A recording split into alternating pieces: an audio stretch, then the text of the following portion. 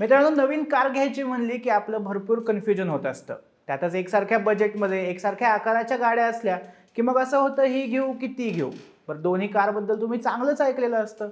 असंच कन्फ्युजन बऱ्याच लोकांचं सुझुकी स्विफ्ट आणि टाटा टियागो या दोन गाड्यांबद्दल होतं.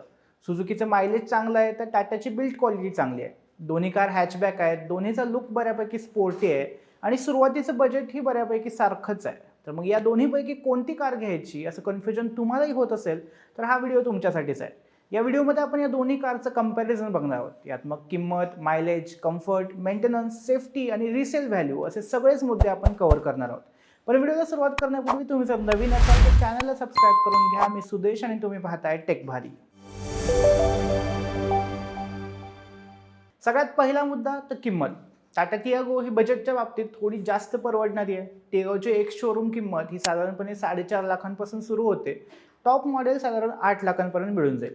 दुसरीकडे मारुती सुझुकी स्विफ्टचं नवीन मॉडेल साधारण 5.5 लाखांपासून सुरू होऊन 9 ते 10 लाखांपर्यंत टॉप मॉडेल जातं. म्हणजे बेस मॉडेलमध्ये साधारण लाख दीड लाखाचा फरक आहे. सो तुमचं बजेट जर कमी असेल तर टियागो हा तुमच्यासाठी बेस्ट ऑप्शन आहे. पण एवढ्या एकाच मुद्द्यावरून गाडी फायनल करणं बरोबर नाही, त्यामुळे बाकी गोष्टीही लक्षात घेऊया.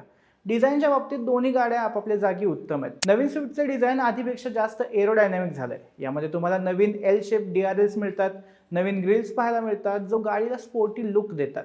टियागोबद्दल बोलायचं झालं तर ही गाडी दिसायला साधी पण सोबर आहे. टियागोची बिल्ड क्वालिटी स्विफ्टपेक्षा मजबूत आहे, कारण अर्थातच टाटाची कार आहे.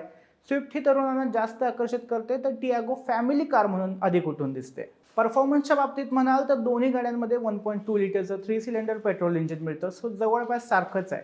दोन्हीमध्ये मॅन्युअल आणि ऑटोमॅटिक्स असे दोन्ही ऑप्शन अवेलेबल आहेत. नंबर्स बघितले तर पॉवर टॉर्क यात फारसा फरक नाही आहे. पण ड्रायव्हिंग एक्सपिरियन्स बघितला तर स्विफ्टची हँडलिंग आणि स्पोर्टी फील जास्त चांगला आहे. हायवेवर स्विफ्ट चांगली कॉन्फिडंट वाटते तर टियागो त्याच्या लाईट स्टिअरिंगमुळे सिटीमध्ये चालवायला चांगली वाटते.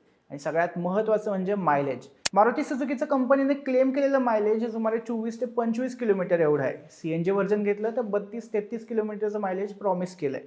टाटा टियागोच्या बाबतीत बोलायचं झालं तर पेट्रोल व्हेरियंटमध्ये 19 ते 20 किलोमीटरचं मायलेजच कंपनीने सांगितलं आहे आणि CNGमध्ये हे 26 किलोमीटर आहे. आता यात सरप्रायझिंग तर काहीच नाही आहे. सगळ्यांनाच माहिती आहे की सुझुकी मायलेजच्या बाबतीत कुणालाच ऐकत नाही. म्हणजे बघा, स्विफ्टची बेस किंमत जरी महाग असली तरी लाँग रनमध्ये ती कार तुमचे पैसे वाचवू शकते. कम्फर्ट आणि इंटेरियरबद्दल बोलायचं झालं तर टियागोचे इंटेरियर जास्त स्पेशियस वाटतात. विशेषतः मागे बसणाऱ्यांना चांगली लेग रूम मिळते. तर स्विफ्टचं इन्फोटेनमेंट सिस्टीम आणि ओव्हरऑल फिनिश जास्त प्रीमियम वाटतं. बूट स्पेस म्हणाल तर स्विफ्टमध्ये 268 लिटरचा मिळतो आणि टियागोमध्ये 301 लिटर. अर्थात हे फक्त पेट्रोल व्हेरियंटमध्ये. CNGमध्ये तर डिकी कॉम्प्रोमाइज होते. सेफ्टीच्या बाबतीत बोलायचं तर काहीही सांगायच्या आधी तुम्हाला माहितीच असणार की टाटा यात जिंकतं. क्रॅश टेस्टमध्ये टियागोला 4 स्टार रेटिंग मिळाली आहे. स्विफ्टच्या जुन्या मॉडेलला यात 1 किंवा 2 स्टार मिळाले होते. नवीन मॉडेलमध्ये 6 एअरबॅग्स येतात, पण त्याची बॉडी टियागो एवढी मजबूत नाही आहे. सो सेफ्टीच्या दृष्टीने टियागो जिंकते. मेंटेनन्स आणि सर्व्हिसचं बघूया. देशात दोन्ही कंपन्यांचं सर्व्हिस नेटवर्क बऱ्यापैकी मोठं आहे, पण टाटा कंपनी सर्व्हिसच्या बाबतीत थोडीफार बदनाम आहे असं म्हणता येईल. कितीतरी लोक टाटाच्या लेट सर्व्हिसबद्दल तक्रार करताना दिसतात. सुझुकीचं मात्र तसं नाही आहे. मेंटेनन्स खर्चाच्या बाबतीत म्हणाल तर स्विफ्टचा वर्षाचा खर्च 5 ते 8 हजार रुपये एवढा जाऊ शकतो, तर टाटाचा 4 ते 7 हजार रुपये जातो. शेवटचा एक महत्त्वाचा मुद्दा म्हणजे रिसेल व्हॅल्यू. गाडी घेताना हा मुद्दा बरेच लोक विसरतात, पण जेव्हा 3 ते 4 वर्षांनी गाडी बदलायची वेळ येते तेव्हा हाच मुद्दा सगळ्यात जास्त महत्त्वाचा ठरतो. स्विफ्टची रिसेल व्हॅल्यू भारतात सगळ्यात चांगली मानली जाते. अगदी 5 वर्षानंतरही एक चांगल्या कंडिशनमधल्या स्विफ्टला 3 ते 4 लाख रुपये आरामात मिळू शकतात. टाटा टियागोची रिसेल व्हॅल्यू स्विफ्टपेक्षा कमी आहे. ही कार विकताना चांगल्या कंडिशनमध्ये देखील 2 ते 3 लाख रुपयेच तुम्हाला मिळतील. सो आता जर स्कोअर कार्ड बघायचं झालं तर किंमत आणि सेफ्टीच्या बाबतीत टियागो क्लिअर विनर आहे. तर मायलेज, मेंटेनन्स, परफॉर्मन्स, सर्व्हिस आणि रिसेल व्हॅल्यूच्या बाबतीत स्विफ्ट क्लिअर विनर आहे.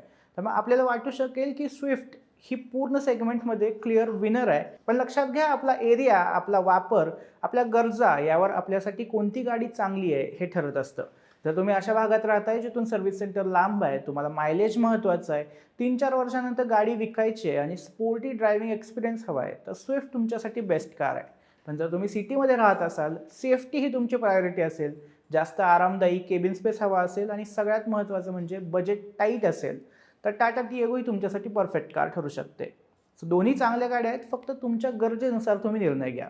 बाकी तुम्हाला यातली कोणती गाडी जास्त आवडली आणि असाच कोणत्या गाड्यांचा कंपॅरिझन व्हिडिओ तुम्हाला पाहायला आवडेल हे आम्हाला कमेंटमध्ये नक्की सांगा आणि टेक भारीच्या यूट्यूब चॅनलला सबस्क्राईब करायला विसरू नका.